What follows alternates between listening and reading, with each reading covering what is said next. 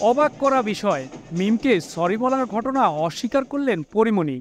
রাজধানীর এক ৫ তারকা হোটেলে আয়োজিত অনুষ্ঠানে একত্রিত হয়েছিলেন ঢাকাই সিনেমার এক ঝাঁক তারকা, যাদের মধ্যে ছিলেন চিত্রনায়িকা বিদ্যা, মিম ও পরীমনি।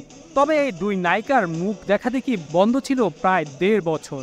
বছরখানেক আগে স্বামী শরীফুল রাজের সঙ্গে মিমের বিবাহ বহির্ভূত সম্পর্কে অভিযোগ তোলেন পরীমনি, যে কারণে প্রকাশ্যে দ্বন্দ্বে জড়িয়ে পড়েন মিম পরী। এক নায়ককে কেন্দ্র করে এই দুই নায়িকার মাঝে সৃষ্টি হওয়া কোন্দলের পর কেটে গেছে প্রায় ২ বছর।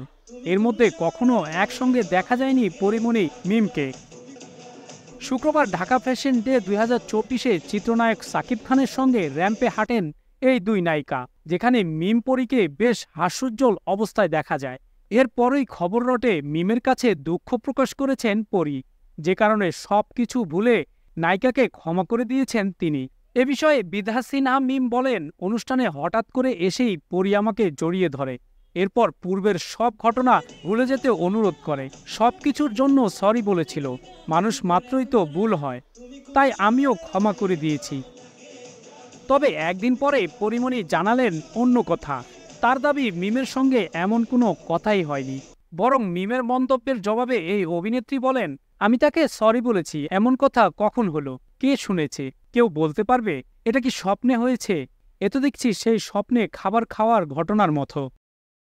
পরী বলেন, এটা ঠিক, আমি মিমকে জড়িয়ে ধরেছি, সেও একই কাজ করেছে, আমাদের দেখা হয়েছে, কথা বলবো না, এই সৌজন্য তো সবার সামনে দেখাতেই পারি।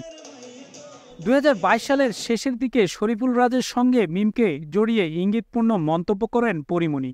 এরপর সরাসরি অভিযোগ তোলেন নায়িকাকে নিয়ে। তবে যেই স্বামীর সঙ্গে মিমকে জড়িয়ে অভিযোগ তুলেছেন পরীমনি, সেই শরীফুল রাজের সঙ্গেও সংসার জীবন দীর্ঘস্থায়ী হয়নি অভিনেত্রীর। ১ বছর পরে বিচ্ছেদের পথে হেঁটেছেন এই দম্পতি। পরীমনি সন্তানকে নিয়ে একাই জীবন পার করছেন। দর্শক, আপনাদের কি মনে হয়, সত্যি কি পরীমনি মিমকে সরি বলেছে? মতামত জানান কমেন্টে। তুমি কোন শহরের মাইয়া, লাগে